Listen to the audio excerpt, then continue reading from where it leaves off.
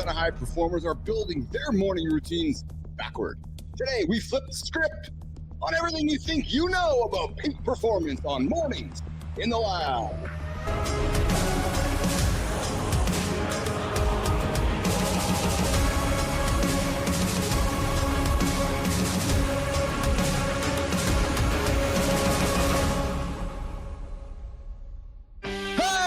Hey, good morning. Welcome to Mornings in the Lab, where we turn science. Oh, baby, we turn science into results. I'm your host. I'm Keith Bilous. And hey, quick heads up. This is an R-rated experience. Marty's in the lab. Yeah, he's here this morning for the loop, so you better put the headphones on. You never know what's going to drop out of Marty's mouth. Today, we're breaking down the science of peak performance with Dr. Ford Dyke. Listen. When Team USA needed to rewrite what's possible, rewrite, what is this, Bugs Bunny? When Team USA needed to rewrite what's possible, they called Ford. They didn't call GM or Chevy. I know, Marty, it's not a good joke. I'm trying. Anyways, when the Paralympic athletes needed to break barriers, they called Ford. Yeah, they did. They called Ford and John Anderson, and they didn't call John or Rich. No, they called Ford Dyke. They called Ford. Yes, John and Rich, you're also here, and Christina. Listen, we know where Christina was yesterday. We're gonna check into the history of Christina Flynn this morning and see if she's around or if she's busy being a parent. And of course, Jory Janssen's back here today. We're gonna talk cholesterol on the fat side of things. We talked about fat and ketosis earlier this week. We're gonna keep talking about cholesterol and how the good cholesterol, the bad cholesterol, the good fat, bad fat, all that fat.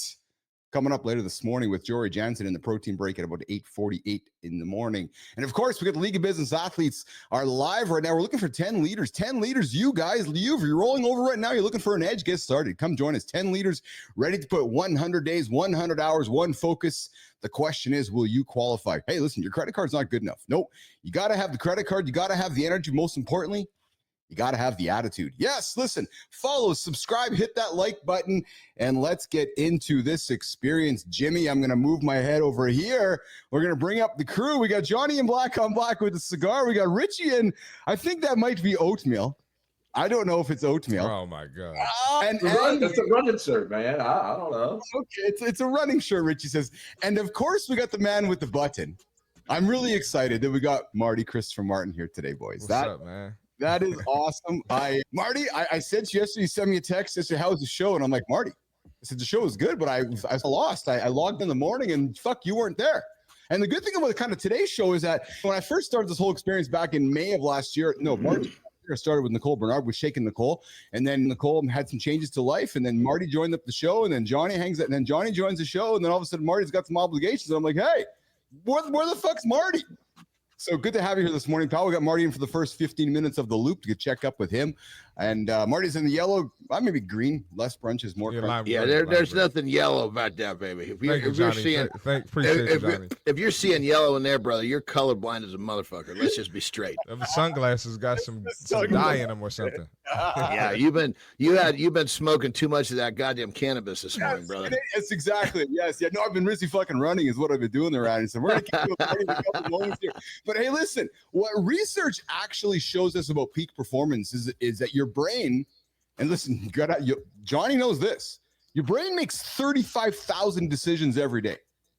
But the quality of those decisions, they're determined by how you engineer your first 90 minutes. And I'm going to tell you, Nation, the guys on this phone, the guys on this call might even say, the guys on this show might Here we go. That your morning, it was late night, guys. I was at the hockey game last night. They might even say that the last 90 minutes before you go to bed the night before is how you're going to determine your morning. Listen, most people start their days with reactively. They check their emails, they scroll the feeds, they chase urgency. But what if you could redesign everything, starting with your brain's operating system? It's not motivation talking, neuroscience. Johnny, Richie, Marty, let's get into it. Richie, did you go for a run this morning? I did a 2-hour run, and then I did a 1-hour strength workout in the gym. So I doubled up today. Holy shit. Nice. Yeah, let's fucking go. Yeah. And then Marty, what have you done this morning, Marty, already? So let me give you, this is why I wanted to get on the show. I wanted to share with you guys. So I'm going to try to make it quick too. Yeah. So my dad is in town, right? Yes. So my dad calls me. They're doing a celebration for his Georgetown basketball team that won the championship. Fun. years ago. Yeah. So, yeah, we're getting dinner. I'm like, all right, I got to go to dinner after training, after working this new job. So I didn't get my workout yesterday. I'm tired as fuck. I'm not on the morning show. Oh. So I say, look, I got to have a good morning. I woke up this morning, did my stretch, had my coffee. Now I feel like I'm back.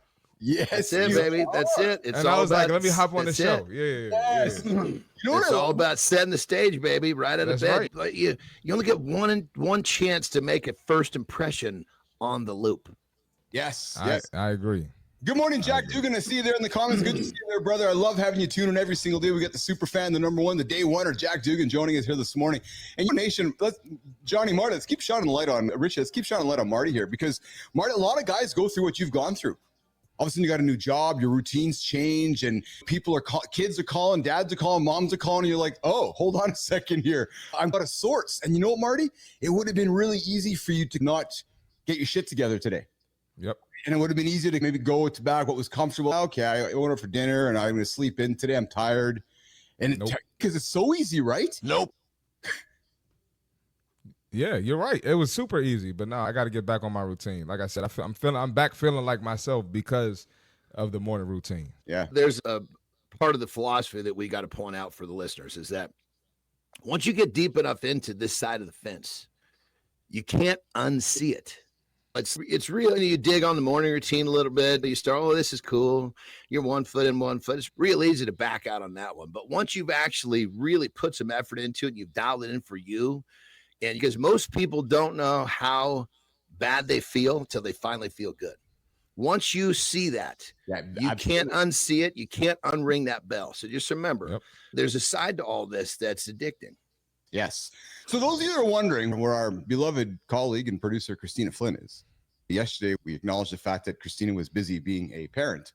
And I chatted with Christina, and let's check in with Jimmy. Let's check in with Christina. Let's call her up here and see if she's available here. Oh, hold on.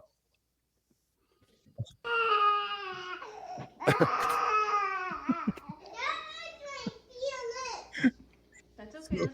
As we can see, Christina Flynn is still busy. Yep. Marty, yesterday in the last few days, it's been a pacifier or soother or whatever you want to call it, removal few days for Christina's children or son. So it was like, hey, you're not getting soother anymore. And that was the result of yesterday. Yeah, exactly. Good luck to her. It's like us men when the honey says, no, you know what? I don't think that we're going to have any action for a while. You're like, wait a minute. Hold on. If your lady's saying that, you're doing it wrong. Oh, If you're giving her what she wants, she's never going to say that. This is true. There's probably some truth to that. I can't argue with that whatsoever. Yeah, it's some truth, and it's a little bit of bullshit too, John. But hey, a little bit of you older than me, so you know a little more than me. So I'm gonna let you rock. The thing about what people understand is we have much more control, and I don't mean this in a bad way. We have much more control of how others are going to behave around us based upon how we behave. Yes. That's true. Yeah. There's certainly truth to that. 100% truth to that. I just wanted to get you going, John. That was it. I love you. You just pushed me to drop more nuggets, baby. There we go. So since we got Marty on this morning for a few minutes, I thought I'd throw this one on the table here this morning because I've been wanting to chat about with Marty, but we lost time earlier this week. We talk about morning routines on the show. We talk basketball, we talk sports, talk athletics, and I know Marty's a big LeBron James fan.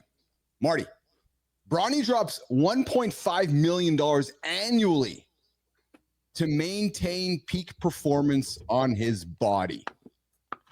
Thoughts on that?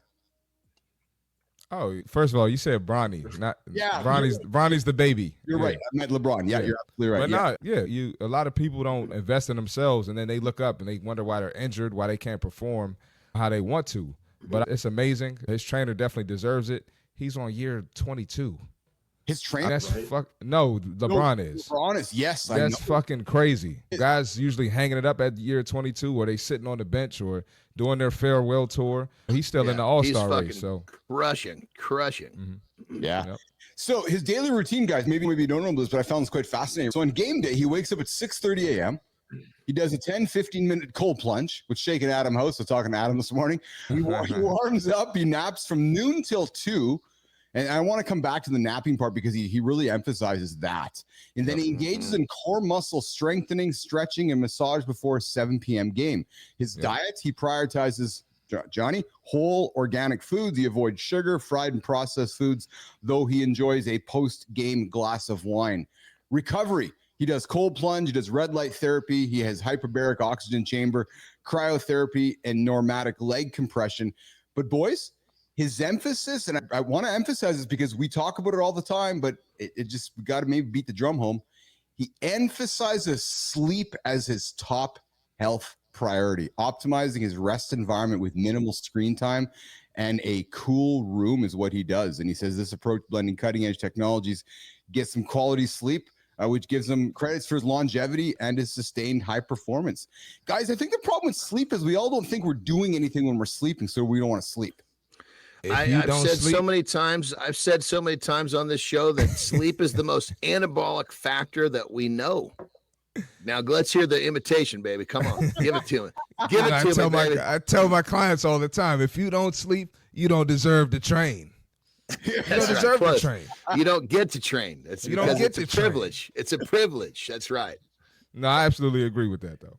Yeah, but it's funny because we all don't want to sleep. It's society has FOMO. With Shake and Joe Fontana, good to see you. What's up, Joe? It's like we all have FOMO, and yet we got to sleep. And then you look at a guy like Richie, who just hangs out with his buddy at the Moab a couple weeks ago, or last week, whatever it was, and it's, I'm going to sleep for 10 minutes every hour so I can go crush 150 or 100 and somewhat miles, whatever he ran. 240. Dude, yes, yeah. Oh, sorry to underestimate it. You can also gamify it, right? Because it's not just about the hours of sleep. So yesterday I was really sore. And this morning I woke up feeling amazing, and I only got 6.5 hours of sleep. Okay. Which my REM sleep, or my deep sleep, I'm sorry, was the majority of my sleep. I slept that deeply. And so when I start looking, if I wake up and I know my head's out, I look at what in check. If I wake up sore, I look at my deep sleep. It wasn't in check. So you can gamify it and try and get those numbers higher. But if you're waking up sore every morning, man, you got to hit that deep sleep, try some melatonin, or work on some mindfulness before bedtime. Before we say goodbye to Marty, Richie, I think we should bring you on. We should have a deeper dive discussion here in the coming weeks or days or weeks. I'd love to talk to you about sleep in the military, being able to sleep on a fucking rock or on the side of a road, or just because I got to think that you need to learn how to sleep when you're out in the theater, out at war. Am I wrong? It's the same thing as training for a race, right? Like you're in your training, that's when you're getting all of your rest. When the race happens, you have trained for that race. So when you're not out on an operation getting zero sleep for weeks at a time. Your commanders are smarter than that. They're going to bring you back in for some little R&R time. But yeah, sometimes like the mission doesn't go around your fucking sleep. Like you got to fucking put your head up against a window or on a rock and figure it the fuck out. But look, man, you go back and you do a reset, and then you come back out and you do it all over again. So look, these guys aren't walking around like fucking zombies.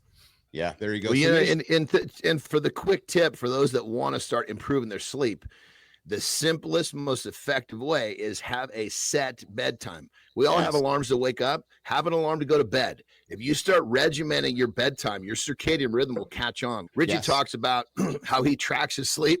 I track my sleep with knowing, am I waking up how I feel, like he's talking about, but I'm also knowing about, am I waking up before my alarm? Because if I'm resting efficiently, I'll wake up shortly before my alarm. If I'm not resting efficiently, I'll sleep to the alarm. Yes. Marty, a couple words for you before we got to go, brother. No, absolutely, man. The sleep I've gotten my sleep in check, looking at my production in the gym, looking at production with my clients, just production and just leveling up. So sleep is everything. There you go. Jack Dugan, get some sleep today, brother. And Nation, I'm going to invite you to think about something. We always rush to our meeting with our lawyer. We always rush to that most important business meeting. We always rush to that meeting with everybody else. Hey, you know what? Maybe you have a meeting with yourself today and it's called sleep. Think about that. Marty, we'll see you later, pal. Have a good one. See y'all Monday, man. Bye, Marty. Full hour on Monday. I love that. Let's that you're here this morning. That's awesome. All right, Ford Dyke's coming up. He's going to join us here in about 60 seconds. Ford, we're looking at you, brother. I know you're coming in here. One of the OGs in the morning show, guest number 2. Jimmy, we've got the accountability check-in rolling up here. We're going to pull off Marty and Richie, and we're going to get after it. All right. Yes. All right, let's do this. Pull out yesterday's numbers. Do that. Pull them out. I do this for you. Yeah. Pull up those numbers. No, not the to-do list. I didn't say the to-do list. The to-do list should be fucking done from yesterday. Yeah. Not the screen time. Nope, put the screen time away too. Your actual performance data. Did you get your sleep in? How was your energy? HRV levels, decision quality, output metrics. Because here's what the science shows. Peak performance and peak performers, they don't track habits. No, they measure the results. Yes, they measure the results along the way. And listen, your morning doesn't need another routine. No, it needs a complete system redesign. You heard Johnny. Plan what time you go to bed the night before. So what data are you going to actually track today as you get through your day? What metrics drive the decisions to drive your life forward? What numbers tell you if you're advancing or you're just busy? I'm busy, I'm busy, I'm busy. Listen, this isn't just about eliminating distractions. No, it's about engineering excellence. Remember that number we talked about at the beginning of the show? Those 35,000 decisions you're going to make? Listen, less than 24 hours now when you wake up again, you got 35,000 more decisions to make. The question is, will you make them by design? Or are you going to make them by default? Are you going to react? Or are you going to be proactive on the decisions that are coming tomorrow? There you go. It's your accountability check-in. Listen, if you're ready to stop guessing and start measuring, subscribe to this channel. Do it right now. Pause. Jack, tell everybody to subscribe to the channel. Like it, subscribe, tell your friends, tell every man in your circle you've discovered the greatest morning show for men. The only show that helps you get your ass out of bed, look at the clock and say, I'm not hitting the fucking snooze alarm. No way. I'll be 9 minutes behind. Yeah. And share this show with someone who needs to upgrade their performance metrics. All right. Coming up. This point in the show. Oh, I'm going to do this just because I know Marty's walking out of here. So I got somebody walking into the lab this morning. When Team USA needed to make history, they called him. Yep, they did. Boop, boop, boop. When Paralympic athletes needed to break barriers, they called him. Yep. Boop. That's how they ring the phone here in Canada. Because he just doesn't coach performers. Nope. He engineers it. This morning, one of the OGs from Mornings in the Lab with Keith and Friends, I believe he was guest number 2. We have the man from Florida, the man with the flowing locks, Ford Dyke. What is shaking, Ford? Peace, Ford, what's up, back, brother? Man, we're back. What's up, gentlemen? Good morning. You are back. You are back. I got to set the stage for Richie and Johnny. Ford joined me in the early days of the show when we were figuring shit out. Me and Nicole were just kind of finding our way, and it was Ford. Admittedly, back at the time, it was a little bit more of a tamer, lighter show, I think. But since then, we may have. You can look around. You got some fucking dude here in the middle puffing on a cigar, and the guy might have lifted up a few things in his life. He might have stood on a stage and at some bodybuilding championships. He might have wrestled in North Korea. He might have been one of the world's strongest men. Then you got the guy next to you, Ford, who's might have fought in Iraq. He might have come back to North America and done some pretty extreme athletic things. So I introduce you to my friend John Anderson. I introduce you to my friend Richie Ingram. And John and Richie, I introduce you to my friend, one of the OGs in the lab here, Mr. Ford Dyke. Hell of an intro. Nice to meet you guys. I got to come right out of the gate and say, I just meet you right now, but at a glance, you are one cool motherfucking looking dude. Yes, I know. I don't know, man. You guys got a crazy intro and accolade. And Richie, man, thanks for supporting the country, man. I appreciate your service, seriously. And John, it sounds like your background is one for the books, man. As the smoke's coming towards my screen, I love it. I love it. So I got to ask Ford this first question. Ford, when we had you back on months ago, it was. I know are you in Florida right now? Still? No, I'm actually at the university, so we're in full swing semester right now. Oh, okay. So where's that? Auburn, Alabama. Auburn. Okay, so I know because we Roll Tide, man. What are you doing? Man, we'll have to work on that. But anyway, go ahead, Keith. I know when we talked last time, you're like, holy fuck, this is early in the morning. So Ford, is this early for you right now, or is this now normal for you, brother? No, it's never normal. You guys are talking about sleep optimization. And Keith, I don't know what time zone you're on, man, but I told you last time, this is not an optimal window for me to be performing at gold. This is definitely like a bronze, maybe getting a podium finish. So you guys will get the best of me in here in a little bit once I start warming up the cylinders. There you go. So here's the question that myself and Richie, and then you missed Marty earlier, but myself, Richie, Marty, and Johnny like to ask every single guest. It's like our thing here, Ford. What is your morning routine?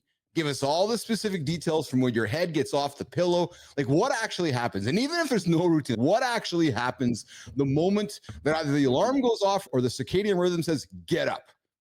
Yeah, I love that question. I don't really call it a routine. I call it more of a practice because I think routine is pretty limited and it sounds robotic to me. And I'm a human and I represent the process oriented approach versus that goal oriented approach and just looking at results and trying to continue to maximize. I try to stay within the process itself. So all details, literally alarms going off, try to stay within that circadian window of breaking the daylight. So I'm awake before that happens. And that way, when sunrise hits my eyeballs, I've got the melatonin drop in, the cortisol is rising up. I'll do a little stretching in bed. Former athlete, I've put some miles on the body so I don't just hop out of bed. I try to ease my way onto the floor. And then first thing I do is drink a cold glass of water after I take a giant piss, probably after the night because I've been hydrated. Come on, baby. Yeah. And then I snap off a banana because I think primates knew it best. They eat a ton of bananas and they were super strong and efficient. Yeah. And then I eat what's called a wassa. I don't know if you guys are familiar with a wassa. I've eaten these things since I was a kid, but it's just like a little flat sourdough piece of bread. It's not very delicious, but when you pack it with peanut butter and some fresh jelly or honey or some berries on top, you're good to go. And then I'm off to some movement if I've got some clients to train or if I've got some teaching meetings, whatever it may be. And then I continue to crescendo. After that, probably I'd say an hour or so, I pop off a nice big smoothie, egg, Greek yogurt, spinach, supplements, berries, almond milk, etc., peanut butter, of course. And then I get into my coffee practice, is what I call that as well. And craft coffee is a whole nother conversation for me. Yes. But single origin V60 pour over on the fellow, I don't fuck around with that. So that's like literally a whole deep dive. And then by that point, I'm ready around that 10:30, 11 window to be optimized to be productive as possible until about 2. And then I start with my lunch. And now I'm getting into the afternoon. I know you just talked about the morning, but you can see how it just builds into that process. Just Yeah, ramping it up, baby. Exactly. Yep. I love it. So it's clear. So we kick off the show forward with something we call the morning loop, because when Johnny joined the show and he really emphasized it, we actually know it's just a loop, right? It's just 24 hours. The night starts in the morning, goes to the afternoon. It's just a complete loop. And hearing you explain your life, your routine, your habits, your practice. I love to use the word practice. It's actually a loop. And I see Richie leaning in and giggling. Richie, what was resonating for you as Ford was giving down his routine? The fucking coffee, man. That's amazing. Started. Yeah, no, I dig it. I dig it. I know, Johnny, you're a big coffee dude too. So there's something clearly in the coffee for performance. So Ford, is it something because it's like those who enjoy drinking wine or enjoy a cigar or cannabis, coffee is that same parameter, right? So in the morning we wake up, you can enjoy a nice cup of coffee. It sets the tone for the day. Do you use it for performance reasons, Ford, or is it I love the taste of it? Is it part of the practice, or what's the emphasis around coffee?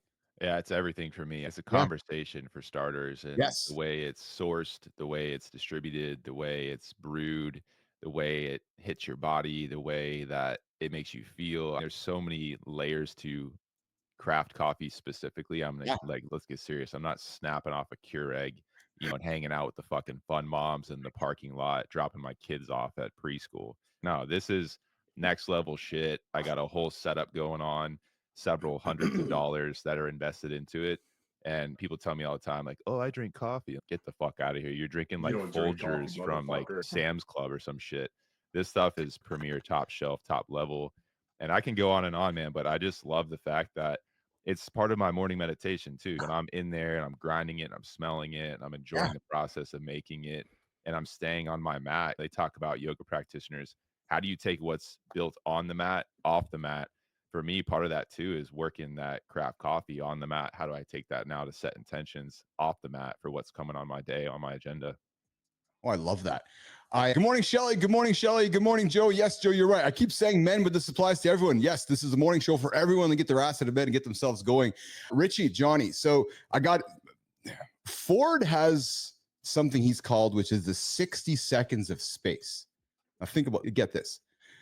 Break this down for us, Ford. What happens in the brain during those crucial 60 seconds, and how does it change performance? And do you recommend your clients making this their first ritual every morning, this 60 seconds of space? Ford Dyke. Yeah, I think it's more than just the morning though, Keith. I think any point during your day, like John said, you're on this loop.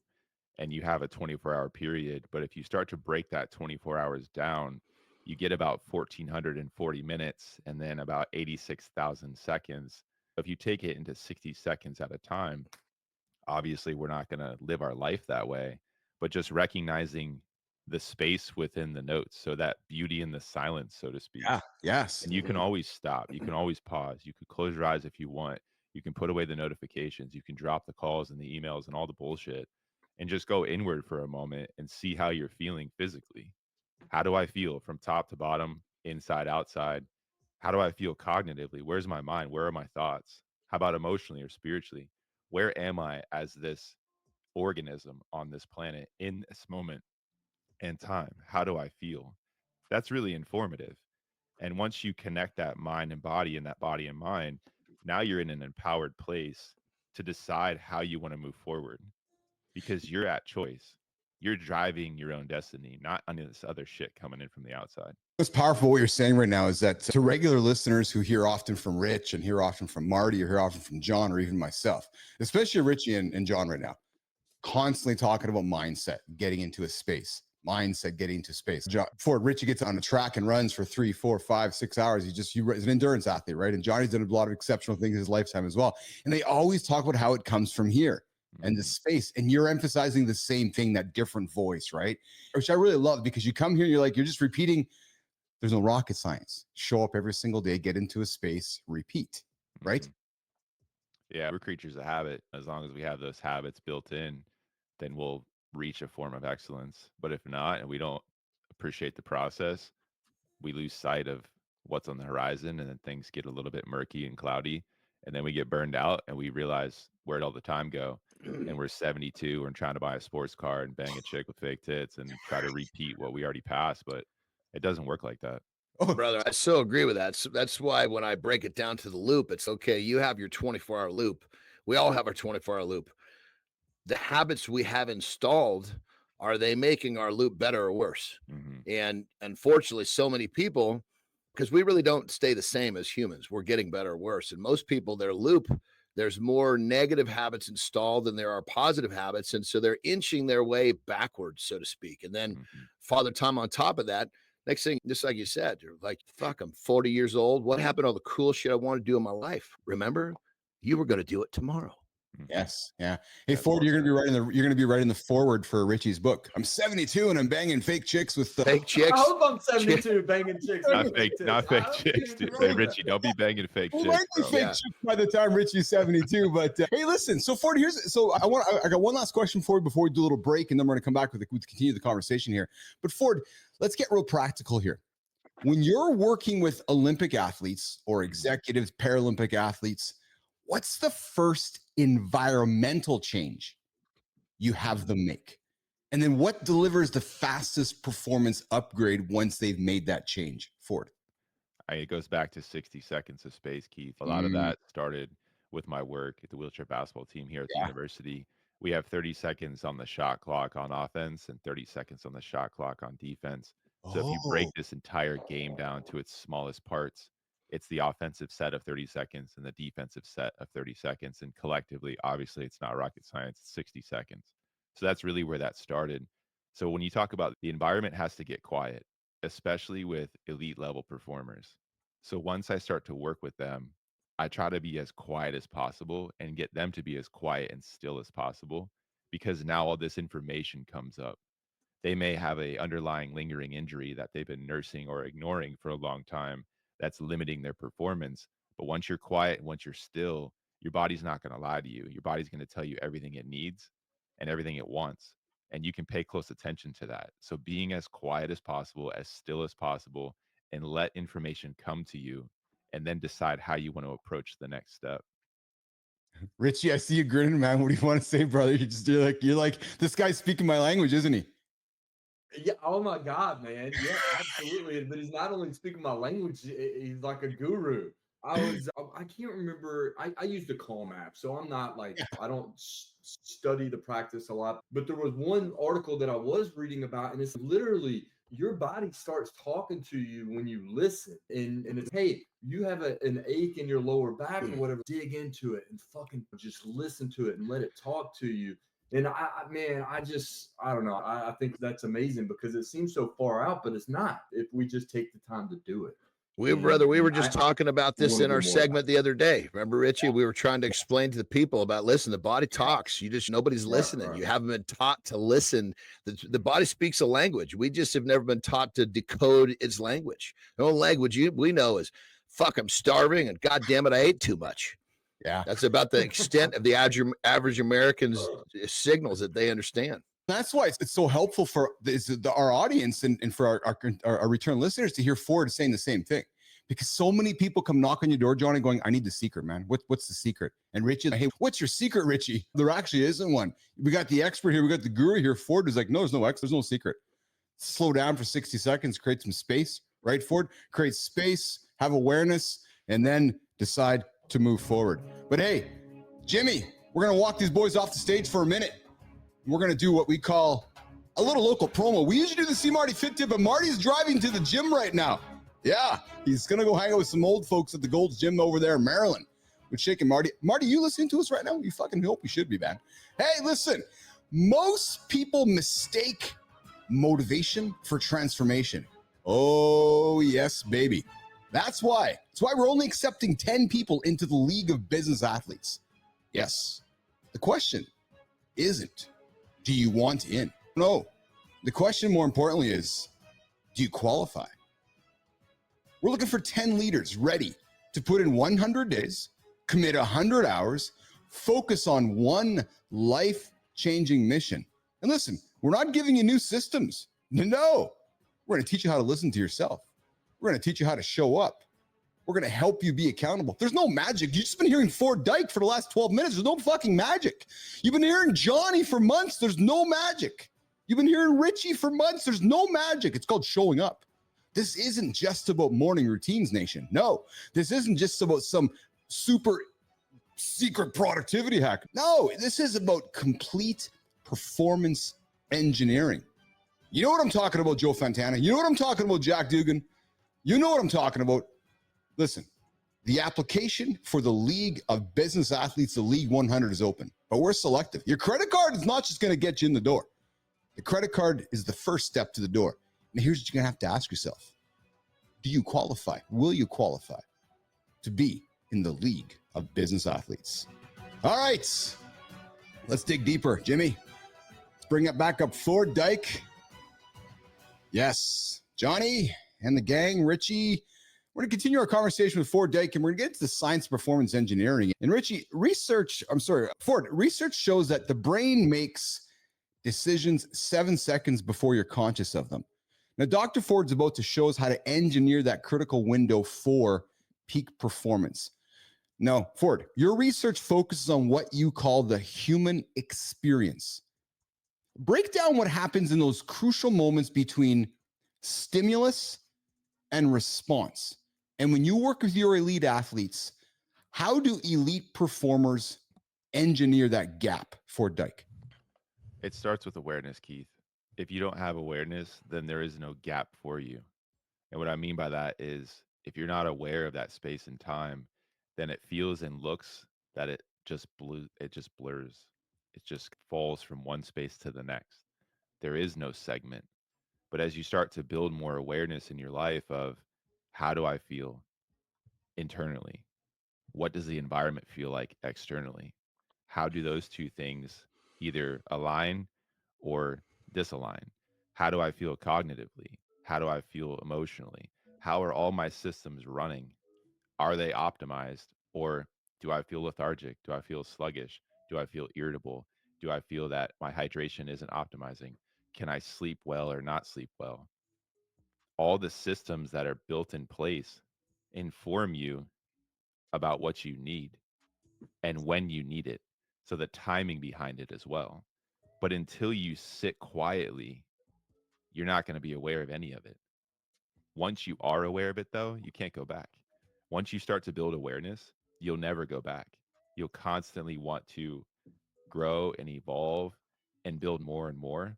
And then the more you have, it's like dials on an equalizer. You're in more control. I was just saying that when we opened up. I was just saying how, look, once you really get yourself dialed in, I was speaking in the morning specifically, that you can't unsee it. Once you get there, boom, you see something, you can't unsee it, you can't unring that bell. You just want to go back. That's right. Yeah. So what's the practice? So we know sit quietly, but then okay, how would I go about starting that to get to that awareness? What's the mental process that I would go through? Great That's a good question, Rich. So a lot of the times when I start to interface with performers, I don't like to label them as athletes or like to label them as military installation, just performers in general. And if you break that further down, they're human beings. So it could be a CEO at a high level platform, could be an attorney, hell, it could be a woman at a nursing home. And I've worked with elderly individuals as well. It could be children at K-12, human beings, right? When you start to work with human beings, if you allow them the space and time to just be, see that little space and time right there? Oh, I love it, man. I got goosebumps. That was That perfect. right there, that's where you start to feel. And once you start to feel, you never forget. You're always going to forget what someone told you. But when you start to have these visceral responses from the inside, now it gets more informative. And now your mind will start to open and the thoughts will start to go. And if you're able to just watch those thoughts like they're passing clouds in the sky, you can now decide what's serving me, what's not serving me, and which one of those do I want to put more attention into. It's an obvious answer for most. However, some people decide years and years go by to continue to put energy and effort towards things that disserve them. Yeah. It happens, but you still are at the driver's wheel. You still can decide, does this vehicle want to go forward? Does it want to go backwards? Do I need to take a left? Do I need to take a right? Do I need to speed up, slow down? Do I need to put that thing in park, throw the e-brake on, turn that shit off, and put it in storage for a few months and just let myself rest and digest on a retreat? It's an informative practice, but it's not anything complex. It's actually super simple, Rich, but that doesn't mean it's easy. It's one of the most Right. challenging things you can try. Yeah, let me jump on that right there, brother, because for me, I totally know what you're talking about, that place. But I basically I have to count my way into that space. And so, Rich, this might work for you, brother. This is what I do every goddamn morning. Sometimes I'll get there by 25, sometimes it's 125, but I sit in my chair. I got a certain place I sit, and I first breath is in, it's 1. Second breath is out, it's 2.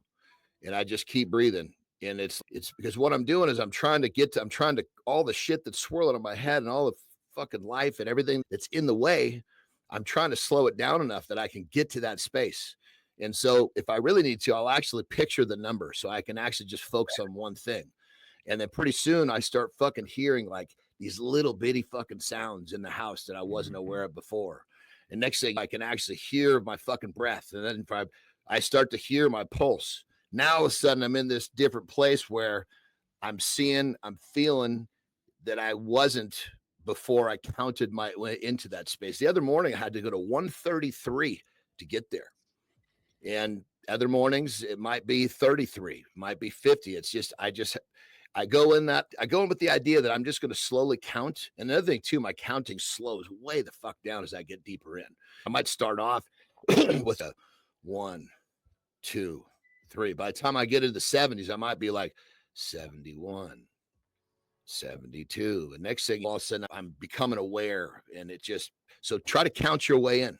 That's what works for me. Oh, I love that. Richie. Good. Yeah. What's up? I said, no, you comment on that or you're good. Yeah. Yeah, no. So my thing is, since I use the Calm app, it's always there's always an instruction, right? And Yes. it's not that I don't like that because it does make sure that I do it. It keeps me on point. To what you guys are saying, I would like to, whether it's a body scan or whatever, but when it's instructed in the Calm app, hey, all right, now move here. Now move. Hold on, I'm not done here. And then I move here. So that's perfect. This is. Man, you just got to take the time out and focus where the focus needs to be. You don't always need somebody else telling you, like, hey, now look at this. Yeah. So I need to focus more on that. It's interesting, Johnny, to hear you say you had to count to 130 because as I've gotten close to my 33. As I've gotten to know my friends here, Richie and Johnny and Marty and Ford, I'm looking at you and talking about John. I can tell that he had to count to 130 this week.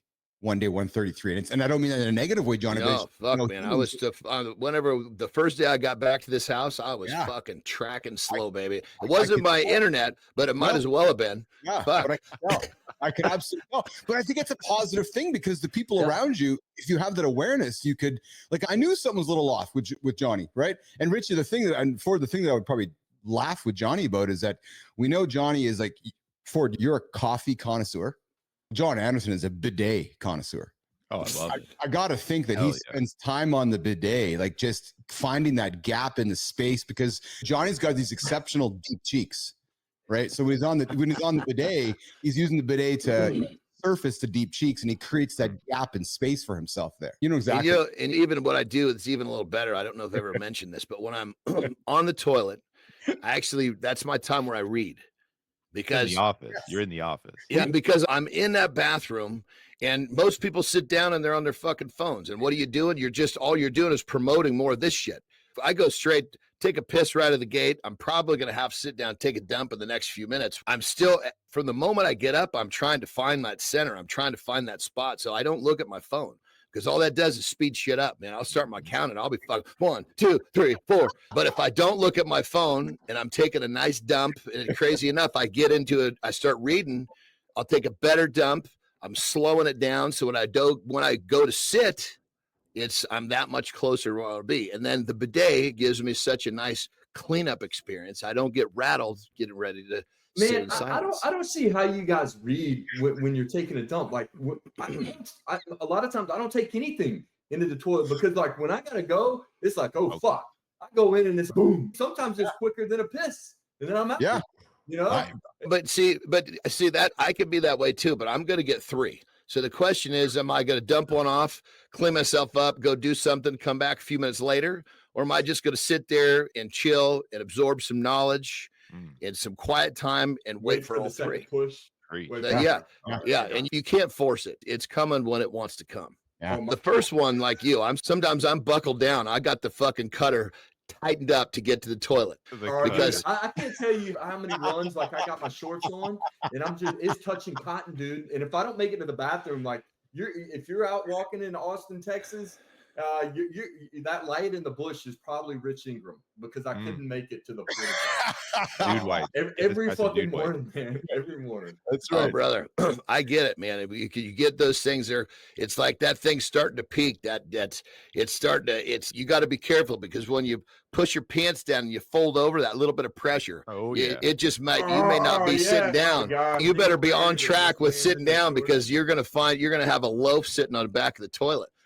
So you can see, Ford, our morning show has turned on a new form of morning conversation for men and humans to get themselves going here. But Ford, as we wrap up our segment, and brother, you got to come back. You absolutely have to come back and hang out with us. Yeah, man. Yeah, for sure. Yeah, absolutely. I want you to give a practical bit of advice for Business Athlete Nation before we walk you out the door here. You've mentioned through your research, through your posts, through your content, that people track wrong metrics. What data points actually predict breakthrough performance, and what should we measure for Dyke that we're not? Super simple, and you're never going to forget it. HUMAN, hydrate, measure your hydration. Unplug, measure how much time that you're resting. Move, measure your sedentary versus your active behavior. Aspire, how much time are you setting intentions and goals in your life to move forward, to progress? And N is nourish. What are you putting in your body? And like John and Rich just explained, it's not always about intake. What's coming out of your body as well? Pay close attention to the backside because that's informative as well. Awesome. Ford Dyke joining us from Alabama, performance coach with us. Ford, where can Business Athlete Nation find you? FordDyke.com, FordDyke.com. Super simple. Awesome. You're going to come back, hang out with us again. We'll talk pickleball next time too, maybe? Yeah, man. Let's do it. Just not at 5:30 in the morning, but I'm just fucking with you. I'm good. I know you are. Ford Dyke, one of the OGs here from Mornings in the Lab with Keith and Friends. I'm a huge fan of yours, Ford. You come back, hang out with us again. I know Richie and Johnny would love to have you back as well, but hey, 100%. It's at this point we like to do the lifestyle tip. Ford, have a good one, brother. Take care, okay? Thanks, guys. Take it easy. Have a great day. You too. All right, Jimmy, you can walk me and Richie out of here. We got Johnny for the lifestyle tip, and we got Jory Janssen coming up just in the green room hanging out for us. Jack Dugan, good time. Good morning, guys. Good morning, Shelly. Good morning, Joe. Let's bring Jory up in a minute. Johnny, you're up, pal. Let's do it. So remember when we were young, we all had big dreams. We wanted to be astronauts, lawyers, doctors, sports stars. We all had these ideas of what life was going to be all about. And somewhere along the way, we adapted some limiting beliefs and we started to make excuses and we started to procrastinate. And then all of a sudden, one day, we realized that we're midlife and we wonder what happened to all the cool shit, all the amazing shit that we wanted to do in our lives. And then we realized that we got really good at doing it tomorrow. And that one bad habit completely changed the trajectory of your life. I'm here to tell you, doesn't make it difference how old you are, whether you're 30, 40, 50, it's not too late because you have the ability to alter how you behave. You have the ability to alter the habits you install in your day, or as I call the 24-hour loop, because you have the power to stop procrastinating. You have the power to make your morning a place where you get ahead of the curve. You have the power to do whatever the fuck you choose. You just got to stop doing it tomorrow. That rock and roll, as Johnny would say. Listen, I'm going to segue from Johnny's comment there. You have the power now. It's the month of November. You have the power to say no to something so you can say yes to a lot of things. You have the power to say no to something so you can say yes to a lot of things because you can't have both. And we have Jory Janssen joining us here, our resident dietitian, expert, food expert, and maybe even the resident poop expert, Jory, because when you got to put food in the body, the food's got to get out of the body. And we got Jory joining us here this morning. Jory, new research shows that 84% of cholesterol medications might be unnecessary. Oh my God, what a topic. But only if you understand how to engineer your nutrition. Now, Jory, there's a guy listening right now. There's a female, there's a guy. He's rolling over and he's about to walk over to the bathroom and get his cholesterol medication. He's like, hold on, what the fuck? What are they talking about? And then Johnny and Ford have been talking about, yeah, all these accumulative decisions you've been making over those years are putting you in this position right now. Jory, let's take some time today to talk about the protein breaker and how nutrition can affect cholesterols and so forth. And I can see Johnny and Richie leaning into this, but Jory, let's get after it, my friend. Yeah. So it really depends on your makeup, right? Your genetic makeup. Absolutely does. A lot of times I've had clients where, you know what, I eat well, I exercise well, I sleep well, I don't eat a ton of excess sugar, and like relatively balanced though, like they're not crazy insane, but they need the medication. It's just, I need contacts or glasses or I'm not going to see you. It's just how it is. Mm-hmm. There's nothing I can do nutritionally. There's nothing I can do through exercise. It is what it is. That's some people. Basically coming from mom and dad, so to speak, right. Correct? Yep. Correct. Okay. So there is that case. But there's the other side where for many years, and I was educated back in the 90s, how to work with people that had high cholesterol. And it was all about the fat. That's all it was. So if you take care of, get rid of, or significantly reduce saturated fat, which is animal fat, then you're on your way to healthy cholesterol. That's still a principle. But it's not the only thing. It's also then the excessive sugar that we're finding out, along with the saturated fat. So that's why when we look at things like not just steak, we're looking at dessert like cheesecake, right? Or Coca-Cola. Right, exactly. Those simple sugars are changing things up. And so it's not just a matter of medication, it's a matter of looking at your genetic factors. Then yeah, I think you probably need medication. So, if it's dietary, like the difference between type 1 and type 2 diabetes. Yes. Right? Yes. But you said something which sticks with me because, so I'm 52, Johnny's 52, Richie's 41, you're 28. 20 years ago. Yeah, right. So good for you, Jory. So then, okay, good. So then we're all very relatively in the same demographic. We grew up with a lot of the same like science, and our parents and ourselves. And it's, wait a minute, but science has changed since then, and we've learned a lot more since then. And Jory, our audience is myself, and our audience is Richie. Our audience is your husband, Jory. Our audience is John Anderson.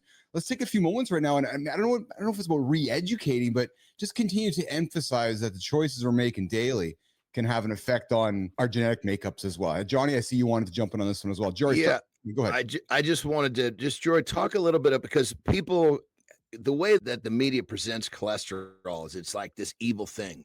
Can you explain to everybody that cholesterol is actually needed? It's healthy. Obviously, your lifestyle has to do with it. If you're a fat son of a bitch laying on the couch playing video games, eating cereal, okay, cholesterol, it's a different deal than if you're an active, healthy person. So just people demonize cholesterol, if you will. Yeah. It's like I mentioned last time, there are different types. There's total fat, there's total cholesterol, and then you segment it out into the different types of cholesterol. And so we even need a certain amount of saturated fat in our diet. We're going to get that. We need it. It's more highly available in animal fats, but we want a balance. We want a ratio of our LDL, or we typically call it lousy. Yes. Cholesterol, and we want a higher amount of HDL, or happy cholesterol. And so it's a nice balance. And how we do that is by making sure that we include those, we call them heart healthy fats, right? So by adding those in, we help with that balanced ratio of cholesterol, because cholesterol is needed for health in our body. That's why we have it. Just like cortisol, right? It's known as the stress hormone, but we need to have a certain level of cholesterol, but in excess, not healthy. And same thing with that ratio for the types of cholesterol that we have. And so by including things like monounsaturated fat, polyunsaturated fat, so that's mostly plant sources. So pumpkin seeds, Brazil nuts, flaxseed, chia seeds, hemp hearts, almond butter, all of those sort of things. Those are going to help balance that ratio. And fat helps us stay fuller longer. So we don't want those fat-free diets. It's not going to work. It's not going to help us in terms of appetite control, things like that. But also in terms of looking at weight management, depending on your gene makeup, there is research now that shows that based on your gene type, you may or may not have to watch the fat content as much as others. So it's really understanding and learning how your body works at a personalized level, and then working on that from there. So like I said, I worked with a chef who really understood his body, but his cholesterol was through the roof. So he needed the medication to help support that. He was eating well. He was exercising, all those sort of things. So it's really understanding, and it's not a fat is evil. It's no, fat is good. It's just figuring out how you utilize fat for your particular body. Yes. He said something that was struck with me, that you've worked with a chef that eats really well, probably prepares exceptional food for himself, yet he still has to be on medication. At that point, you're probably talking about that's the genetics coming up there, isn't it, Jory? That is the genetics, yeah. Yeah. It's like a type 1 diabetic versus a type 2. The type 2 did it to himself. The type 1, his parents gave it to him. Yes, I get you. So then, Jory, let's get into a blueprint and let's make this actionable as we work towards wrapping up this segment. Now, nation, we're never giving medical advice. We're simply providing information for you guys to consider. But maybe we started off this segment, Jory, around a percentage of the population is on cholesterol medication. Maybe someone's looking to get off it or make changes. What would you recommend as a licensed dietitian, nutritionist, food expert? What changes would you recommend to me, saying, Jory, I would like to go to my doctor over time and see if I can get off this or change the dosages of it? What markers should I track, or what changes should I look for? And how can I start first with nutrition?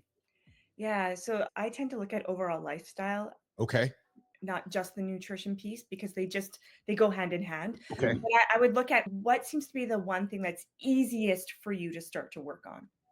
Because if it's easier, it doesn't mean it's easy, but it's easier, then that's something that is doable and actionable and like win, right? And then you feel committed. If I would say one of the things would be increasing the F word, fiber. Oh yeah. You increase fiber content, you're moving things, right? Some of you move along a little faster than others. So in sport and exercise, watch the fiber timing to exercise. But absolutely, I would start with, let's increase fiber content. Most of us are deficient. We're not meeting our 25 to 35 grams of fiber we need in a day. So start there, because that's going to help. That's been shown to help with cholesterol levels. And then you build from there, hydration, get things moving. And then maybe we're looking at swapping out some of the saturated for the unsaturated fats, and just keep taking steps. It's more doable that way. Yeah. Such a great tip, basically. Going after the low-hanging fruit. What's the easiest? Because once you actually take that step and you're in motion and you've got that established, then it's so much easier to go after the next step. Don't go after the most difficult one, because it's going to be very difficult to establish the habit of attacking that one. So great tip, Jory. Go get that low-hanging fruit. Make it easy to start. Yeah.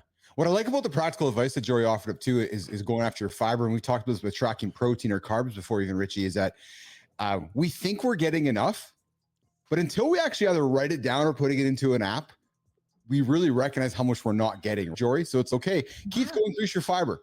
Okay, I'm going to go eat this. Oh, didn't really have much fiber in it. And go eat this. Oh, didn't have much fiber in it. Oh, I had a big bowl of broccoli. Yeah, but that didn't get much fiber. So until you really create that awareness, Richie, you're actually not getting what you're probably getting in your body.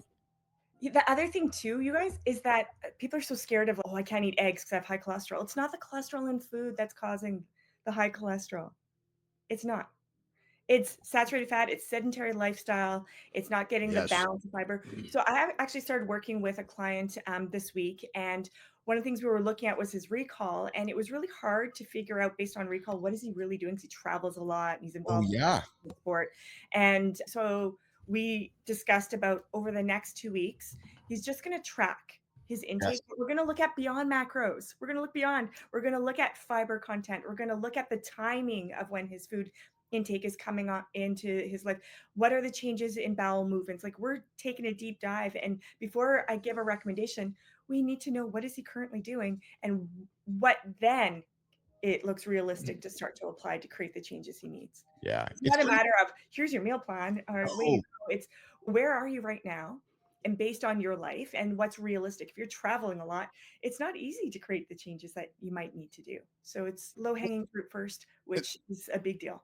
And that's why I believe much of the advice we strive to offer up on the show here is so simple and so actionable, right? Track your sleep.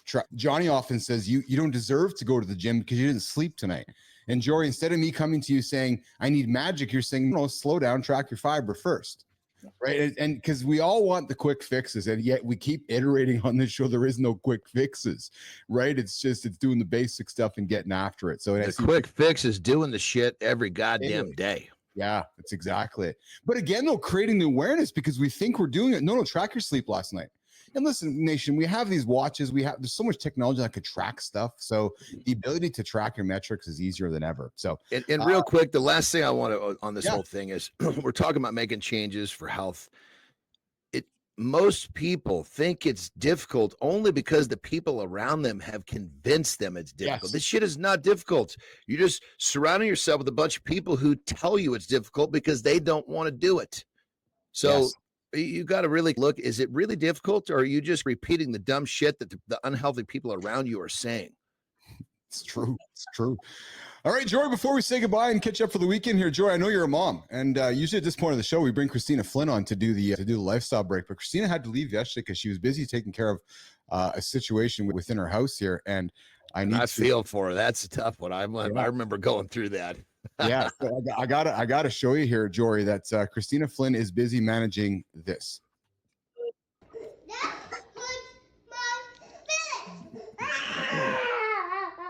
It was the remover of the pacifier days and Christina Flynn's house. So it's habit changing, right? It doesn't matter how old you are, we're changing habits, right? Oh my goodness, yes. Yeah, my daughter's 13 now, so she's past that part, but there's other things. We're removing from our kids' lives. All right, Jory, listen, I appreciate you as always. We've got the GOAT of all time, and our nutrition expert, our dietitian expert, our food expert, Jory Janssen. Quickly, before you rock and roll, what do you got going on this weekend? Jets game, Bomber game, what do you got going on this weekend? I've got being a mom. My husband is on a trip with his friend in England. And so well deserved. He should be there. So I'm just going to have some slumber party time and just enjoy life. Well, that's fun. That's fun. Good for you. Listen, thanks for hanging out with us, Jory. You have a great weekend, great week with the family. Enjoy the slumber time, and go Jets, go Bombers, go. And we'll see you on Monday, okay? All right. See you guys. Awesome. Take care. Thank you, Jory. There goes Jory Janssen. All right, Jimmy. I'm not doing the promo. No, not doing the promo. I'm just too excited. I want to dance to some Highland pipes. Yes. I think Fontana wants me to dance. Fontana, you still here? I'm going to get Keith and Richie in the kilt here and going to get some dancing going on here. Yes. Mornings in the Lab with Keith and friends. This is the Morning Loop Reloaded. The first 15 minutes of the hour to get your day started, to get your ass out of bed, to help you achieve those big, audacious goals. We just wrapped up the first hour with Ford Dyke. We talked performance. Man, the guy dropped nuggets, eh, Johnny? You know, I just got to say, so just the name Ford Dyke is cool as hell. Right? I know. It sounds like a fucking name that was given to him for a movie or a television show. Yes. And I say this with love, Ford. Then the motherfucker shows up on camera, and he looks like he's fucking dressed in a costume that's even fucking cooler than his name.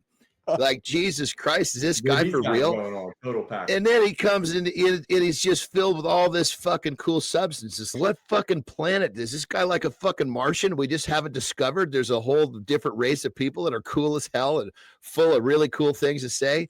He is the shit, man. Ford, if you're listening, you got it going on, baby. I agree. Richie, you called him a guru. I knew when I said to Christina, we got to get Ford on the show because Richie and Johnny haven't met Ford yet. You guys are going to have some, holy fuck, who is this dude? He's a cool motherfucker. And he's a pickleball I expert. meet up with him for coffee. I grew up right outside of Auburn. Yeah. There for Christmas. Okay. So, yeah. And the thing I love too is that he controls his environment with this almost like subtle borderline silence. And it's this it's Jesus Christ. This motherfucker has got to go. You got to go in every single way it's possible. He had command and control by saying nothing. Not too many people can do that. By saying nothing, he controlled what was going on. Like, it was amazing. The fucking name like that, a fucking beard like that, a hairdo like that, and the fucking shit, the things he said. Fucking A, man. It's pretty clear to see how he could do it, why he could do it. I love it, man. And he's a professor. Cool. He's a professor, and so I'm sure his students. Did you say doctor at one point? Yes, The motherfucker, and I say this with love, the motherfucker's a doctor on top of all that. Jesus Christ. What else is in there? Marty's going to have to watch out, man. I don't know if Ford's in a relationship or not, but there might be some ladies just waiting for Ford to become available if he's not available. Between Ford and Marty, I think Anderson's getting a boner right now. I tell you, I fucking really enjoy meeting people that have taken, because it's like he's when I say presence, it's everything. Because you meet people all the time and they're really good here, but they fucking suck here, and you could spot this shit. He's just taken and created this thing. And it's really easy to spot. What I love about Ford is that we always talk about being authentic, and really the dude is as authentic as can be. Yeah, that's it right there. He doesn't give a shit what anybody thinks, and that's fucking awesome, dude. Because he knows his shit. Yeah. So when you know your shit, Johnny, you, Richie, when you know your shit, you're able to be this. When you know your shit, you can talk about your shit and not give a shit. Yeah, exactly. So. No, I'm talking about literally talking about your shit, like on the toilet shit, and not give a shit. You know? So it's interesting because it's clear then that I have permission from my co-host. We're going to have Ford back on the show, don't we?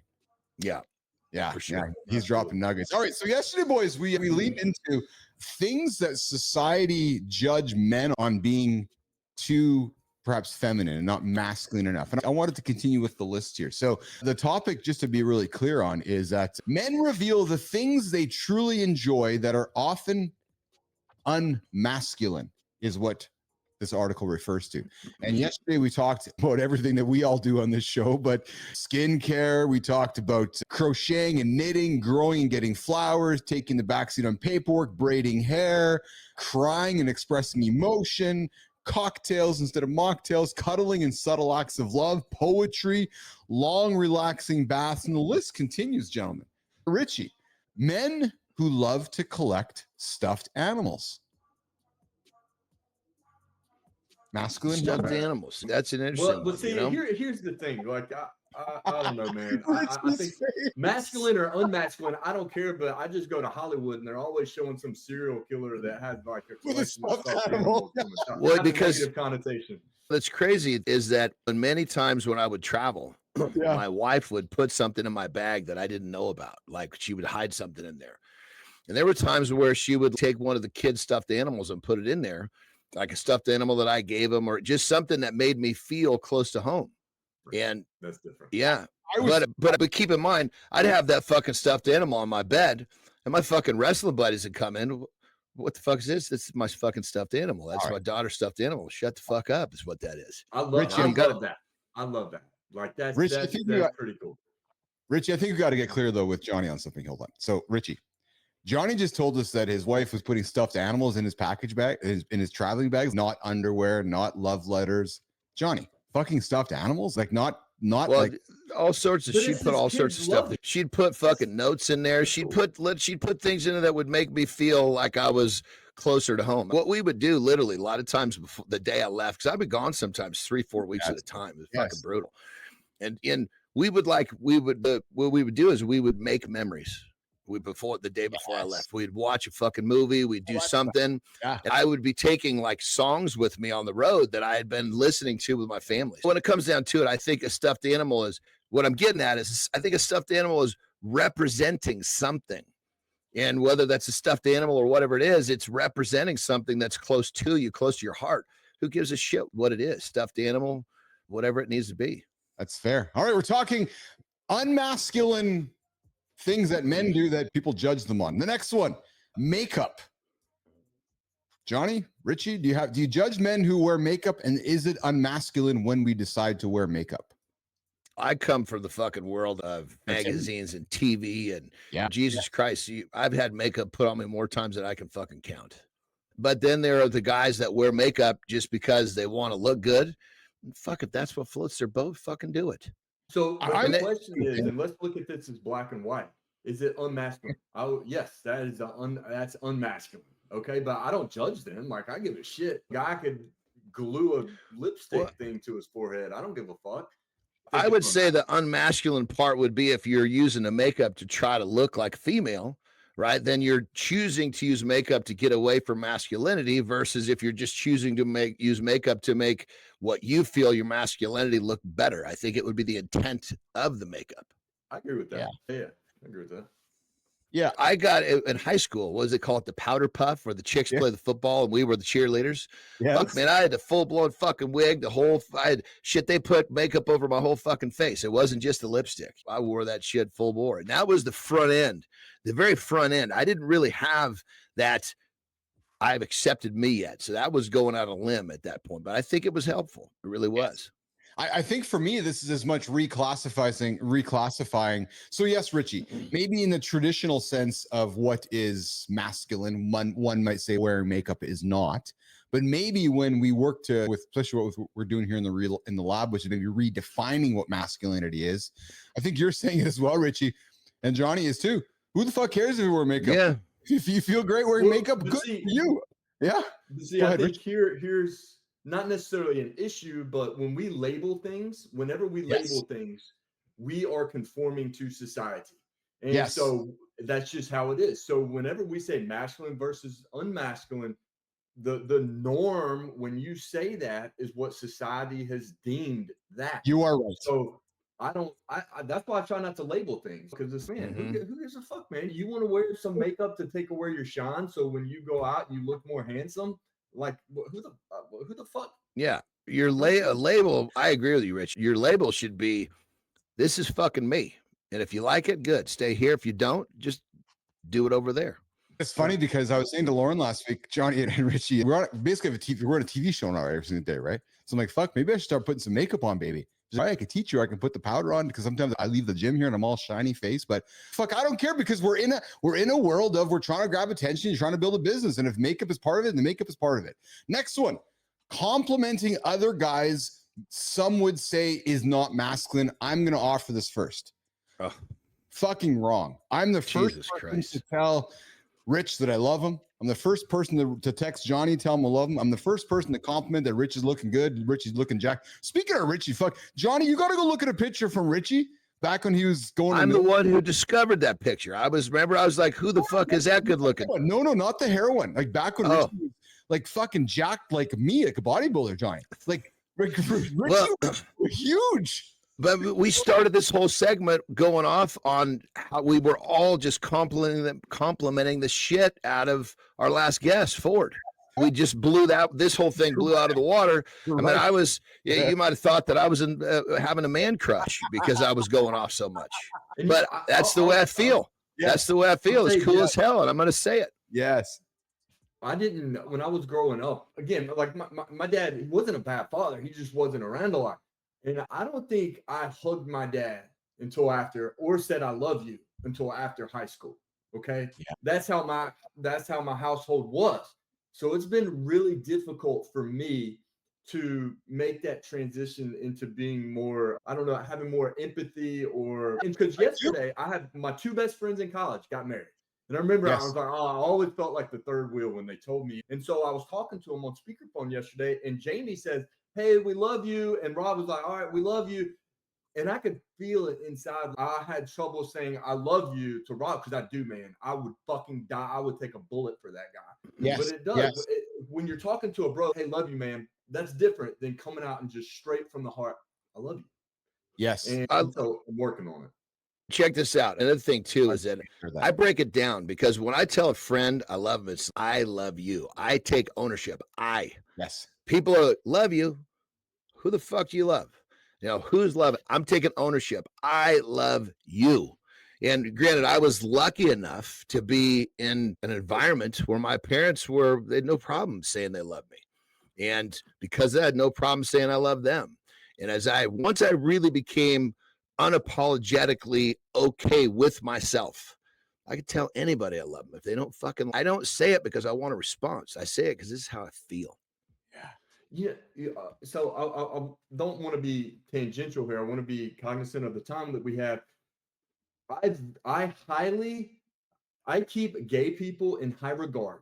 And the reason why is because they were born into a society that didn't allow them to be who they are, at least when we were growing up, right? Like I grew up in the deep South in the 80s and 90s. If you were gay, man, you better not tell anybody. You might get hung.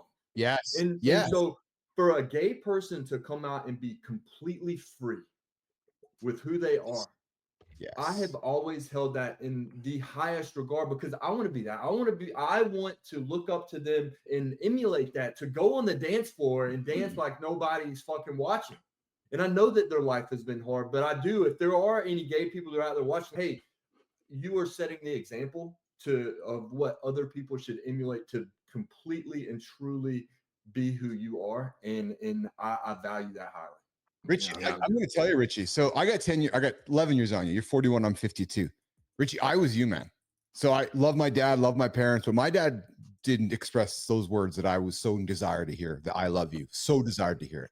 So it messed a lot of me up through life and trying to figure that out. And I have my son and my two daughters who I use those words often. But I'll tell you, Rich, I've made it a real point. And it took me to probably my late 30s. Maybe in around your age, Richie, where I started learning that it was okay to start communicating the way I wanted to communicate. So in many ways, Richie, I'm actually was on your journey. So to hear you communicating the way you communicate right now, I'm like, fuck yeah, because I could see it, because I can relate to it. So it's not uncommon for me now.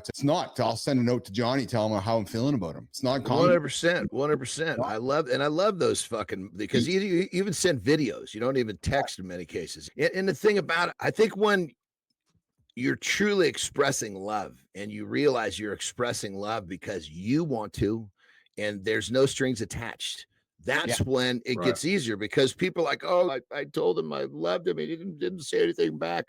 Fuck, are you doing it because you're looking for a response? Or are you doing it because you're expressing how you feel? And again, it comes down to are you really being you, or are you fishing for some sort of affection from someone that do you need something, or are you doing it because you're truly expressing how you feel, because how you feel is how you feel, and you're going to stand by that irregardless of what someone says back. And Richie, you have one son, right? 2 daughters and a son, right? That's right. Yeah, I go girl, boy, girl. Yeah. Good boy. Good boy. And I kiss that motherfucker. I tell him I love him. I pick him up and swinging him around. I'm never gonna see him again. I give that motherfucker so sloppy kisses, and I love his way. And he will, every time I pick him up, he makes sure he kisses me on the cheek or on the nose. Make sure I love that because you're doing it, right? Richie, you're changing a habit. Like you're changing a habit, right? You're basically changing that generational curse that we talked about not too long ago. That generational curse, we end up passing shit down. That are we passing down the shit that we want our kids to do, or are we passing shit down we don't want our kids to do? And so you took your situation, said, you know what? I'm going to fucking change this shit. I'm going to change the pattern. And that's, brother, that's really powerful shit. If more adults would recognize, it was a part of my lifestyle tip the other day, either you're going to heal for your kids or they're going to have to heal from you. Like, Chris, you're doing it. That's why I called you out, man, because you're doing it. So, yeah. You know, what was cool, because you talk about masculinity or whatever. I had my son in jiu-jitsu. And so the other day, I guess it would have been 2 days ago, Wednesday, he stops training because he's only 4. He stops and I was like, hey, buddy. And he was like, I love you. And then he started going again. And I was like, see? So fuck, man, you lost 3 minutes. Like, you're changing a habit. And what I like about it, Johnny, looking at you, John, is that Richie was doing it and wasn't even aware of it until we brought it up now. Because like you can see the change in your expression, Richie, because you're like, holy fuck, yeah, you're right, because you're changing a habit. Because your boy's going to wake up in 10, 15 years from now, and accumulatively, you've taught him what you have missed out on. Right. So that to me is fucking powerful stuff. But listen, we're gonna keep on this topic next week about these topics that guys feel unmasculine about. But I want to wrap up the next 5 minutes here because I know Richie's got to go and Johnny's got to go. But I want to keep getting to know Richie. I want our audience to keep getting to know Richie. And let's take a few moments here to segue, Johnny, from something that Ford Dyke said. And Richie, you connected over Auburn. Let's just throw this one question on the table. Are you from Auburn? You from Alabama? Tell Business Athlete Nation why you leaned in so fun when Ford was like, yeah, I'm an Auburn dude. Richie. Oh, no, man. I'm from Alabama. And I know you're from Canada. So the Crimson Tide. But I grew up, or I was born in Birmingham. My parents met in medical school at the University of Alabama, Birmingham. And my dad started his practice in LaGrange, Georgia, which is 35 miles away from Auburn, Alabama. Matter of fact, when I graduated high school, we got in-state tuition to Auburn because LaGrange was so close to Auburn University. But yeah, my college did not have a football team, the University of North Georgia. So my parents went to Alabama. My uncle went to Alabama. So I just grew up as an Alabama fan. And thankfully, we have a good football team, and Auburn does not. But they make good tailgate parties, and I guess their education is pretty good. I know a lot of good people from there. Yeah. What's crazy about this segment is I don't even remember the last whatever it was. The non-masculine thing was we just fucking took off in a direction talking about some really cool shit. Yes. Oh yeah, we did. We were talking. It normally always ends up back at your deep cheeks, though. And so when it comes down to it, the deep cheeks is two sides of the equation. So I'm gonna talk. We've talked about my deep cheeks, but there's the deep cheeks on the other side of the equation. See, I like deep cheeks on my lady. So here's what you got to do. If you're to understand how to gauge the deep cheeks, it's a knuckle system, right? So what you got to do is you got to, obviously you're not talking about yourself. You're talking about, does your partner have the cheeks that you want? So you got to basically take what you're looking for is between a third and a fourth knuckle. So as you start sliding those things between the cheek, if you only got a knuckle in there, dude. If you only got a knuckle in there, you got to tell her to start squatting. You got to tell her to start lunging. Man, that's not where hands go. You're you're not actually breaking the cutter loose. All you're doing is you're just going in to touch the cutter. Now, and you do that in the mirror, because from the side you can see how many knuckles do you get out of that. Because if you're I'm looking for a triple knuckle cheek. That's what I want 3 knuckles to disappear. That's what I'm looking for. That's a deep cheek on the female I'm looking for right there. Richie, I'm just picturing like you with your clients. No, it's not my client. No, it's not my clients. I'm not doing my clients weird. I'm talking about my ladies in my life. I know that, but I'm still thinking about, you go to your kinesiologist and they're doing all these hip metrics, and you're doing like a Okay, Yeah, no, I'm saying gotta see more glute say, Doc, bridges, no, more glute say, bridges. Doc, you're doing this all wrong, Doc. It's all about the knuckles. Come on, Doc, let's go. We got Greg Stepp. Greg, we got to get you on the show here, man. Greg was going to be on the show a couple weeks ago, but a hurricane showed up in his world. Greg's in the comments here going, so first of all, he joins the conversation, boys, and he's like, expectation of any behavior is the fast road to disappointment. I can't remember what part of the conversation we were in when Greg said that, but then Johnny, he drops this. Look at the emoji. Wow. That took a very weird turn. Let's check this out. But here's the thing. You got to be careful, fellas, because if you use the knuckle system on your wife or your girlfriend, right, be ready. She's going to turn that around on you. And if you're not a triple knuckler, you better be fucking careful, because you can't be asking for a triple knuckle if you don't have a triple knuckle cheek. No, you're like, is this a sneak attack?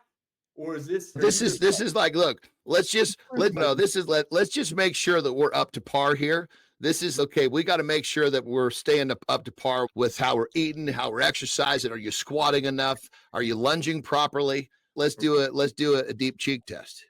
You're not getting Jimmy? rid of them if they go down to 2 knuckles. Where's Marty? So, fellas, remember, if you're gonna do the knuckle test on your lady, you better have a triple knuckle yourself, or because you can't ask for something you don't have. We are always dropping nuggets. We are always giving you guys things to think about, and we're always trying to give practical advice. And listen, this show is all about things you never know what's going to come out next. And as Greg Stepp discovered, you never know the weird turns that conversations might take. We started off in Auburn in Alabama, and then we ended up with Richie, what? The double triple knuckle. Triple. No, need a triple knuckle. Just so everybody understands what that looks like. So here's so what you're looking for is those knuckles just keep disappearing. Okay, there's a triple knuckler. So that means that's the depth of the cheek right there. That's a triple knuckle. Richie, why aren't you taking notes? You always yeah, no shit, Richie. You should be writing vigorously right now, Richie. Johnny, Richie's always taking fucking notes for everything he does. I don't need notes for this. It's stuck in my head forever. You know what, brother? You're correct, because it's a very simple system, because I'm all about simple. I was in the infantry. I am too, man. You got to keep it simple. But look, I want to go back to Coca-Cola real quick, because it was brought up like when we were talking about cholesterol. And I want just to throw something out there, so hopefully people quit fucking Coca-Cola or any soda for that matter that is whatever, Coca-Cola, Dr. Pepper. Yes, so Richie. I worked at a chemical plant when I got out of the military, and there was a product that they had that goes into sodas, and it was so hazardous that if you would have dropped something into it, it would disintegrate. And we used to joke around, okay, I'm gonna murk that motherfucker and drop him into the whatever tank. Yeah. You're putting that shit into your body. I know that it's just minute, but it doesn't Well, matter. Is this somehow leading back to the deep cheek knuckle test system? Not at all. Not at all. I just hate fucking Coca-Cola and sodas that much. Unless I'm running for a very long time, they do the good things to my body. But just nonchalantly having a fucking Coca-Cola, just know that there are chemicals in that will literally disintegrate objects. And you're putting that harmful chemical. I've heard about that. It is that. I've heard about that. I've heard about that. But I got another weird kind of question here. So in many cases, and it's happened plenty of times in my life, because I talk about weird shit. When somebody gets uncomfortable enough with something I'm talking about, they'll just abruptly change the topic. Did that just happen right here, Richie? Is that what just happened? We went from I don't have any knuckles. I didn't know how to. But you only need one hand. You don't need two hands, because the cheeks you don't need to do this. This is just the actual cheek. This is just like just for the drill of seeing this. You only need one hand. You got one hand. You gotta hold them still. No, this is a voluntary thing.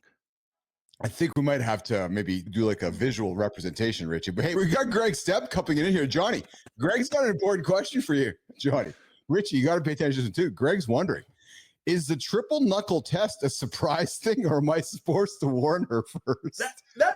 You could probably have fun with both sides of the equation, but it's a voluntary thing. Richie, where Greg says he's risking losing the other one if you do. That's right. That's right. Look, I will tell you, one of the most sexiest things for me is seeing a woman in either running shorts or like running leggings. And that to me, like, if that ass is put together and she's fit, I know we have something in common already. Yes. Like, I don't need to measure that. You know what's, brother? I so with you. What's even more sexy is when those running pants or those shorts are just that crack is just fucking gobbling up that fucking those shorts or those pants. It's just gobbling it up. I don't like it that big. I like a runner's ass because I do too. It's a muscle. It's a muscle butt. I'm after. It's a muscle butt. I'm after. I don't want the big old. I don't want the big old fluffy fucker that you got to hold in position to test. It's like a butt that looks like it's being clinched all the time. Yes. There you go. Okay. Yes. Okay. Oh, Lauren, I love you, baby. We'll just leave that there. But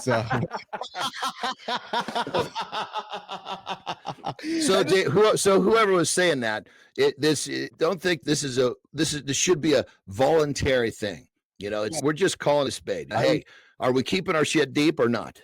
We got Greg chiming in as well. And Greg, you got to get you on the show here soon, brother. Spandex is the enemy of the truth. Isn't that true, right? Because spandex shows it all. So it is the enemy of the truth or the purveyor of the false, however you want to look at that. But all right, we're coming to the end of the show here, boys. I know you got to rock and roll. Let's just quickly wrap it up. Johnny, highlights of today or highlights of the week? I'm thinking it's probably Ford Dyke.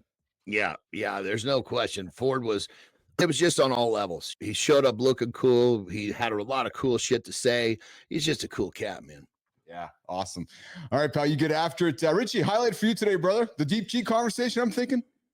Yeah, that was a highlight. But, man, I got to go with Ford. He talked about the 60 seconds of space. He talked about appreciating the process. If you're not in love with the process and of the consistency and the grind of doing that every day, you got to change something because you're not going to continue it. You got to love it. And then I love his human thing. That was amazing. That's just a great way to hydrate, unplug, move, aspire, and nourish. So love Ford.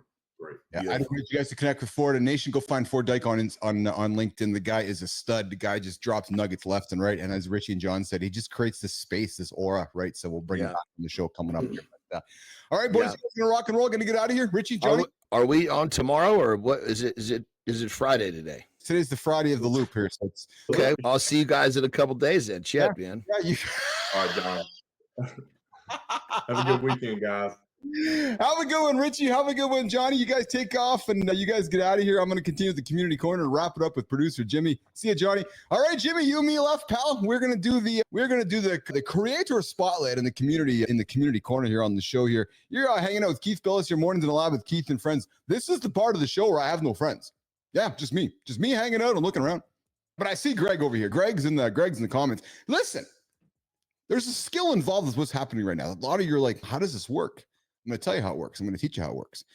Right now, when you're in my position, you're thinking to yourself that, okay, you're imagining you're talking to one person on that side of the camera now. So right now, imagine I'm talking to Greg, or I'm talking to Jack Dugan, or John Dugan, I'm talking to Marty, I'm talking to somebody. So if you're doing a podcast or doing a show and you're like, I don't know about doing this thing by myself, use your brain, imagine who you're talking to and get after it. Okay, so now we're going to do the community corner, the creator spotlight, this part of the show where we take somebody over on the LinkedIn platform.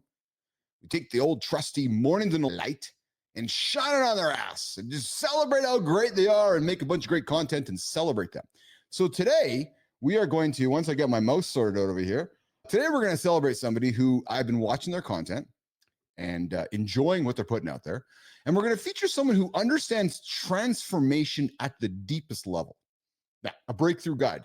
This creator helps high performers navigate their biggest questions without the constraints of traditional thinking. Through 1,100 transformations and 1,200 keynotes, this creator is helping leaders integrate deeper purpose into their work. Today, Mornings in the Lab with Keith and Friends is excited to celebrate and shine the lights on Dr. John Page. Yes, Dr. John Page, we are celebrating you here today for the Creator Spotlight for Mornings in the Lab with Keith and Friends here. And let me tell you why Dr. John has caught my attention here today on the show here. So here's what's really cool about Dr. John. He approaches spiritual guidance like performance coaching, custom built for each individual's journey. Now, beyond traditional boundaries, after 25 years in ministry, Dr. John is pioneering a new approach to purpose-driven leadership. His work, he's helped over 1,100 leaders discover their authentic path to excellence. You can see Dr. John here on the LinkedIn platform. He's over in the Atlanta area, and he's all about curious thinker, former pastor, now helping you figure shit out without the dogma. Girl dad, college football fanatic, an 80s aficionado, so he's going to fit in quite well here in the lab. But I would invite you to check out Dr. John Page. We're looking to get him in the lab here for Mornings in the Lab with Keith and friends, and get to know John here. And as you see here, check out his LinkedIn profile.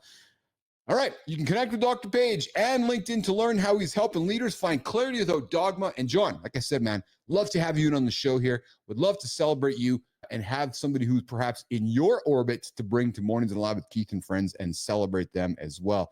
And Shelly K. Spence, I see you there. Awesome. Yes, we're celebrating him this morning and so forth. All right, Jimmy, I think we're wrapping up, man. I think the show's over. For those of you that are wondering where Flynn is, I just love doing this. Here, hey, Flynn's managing this.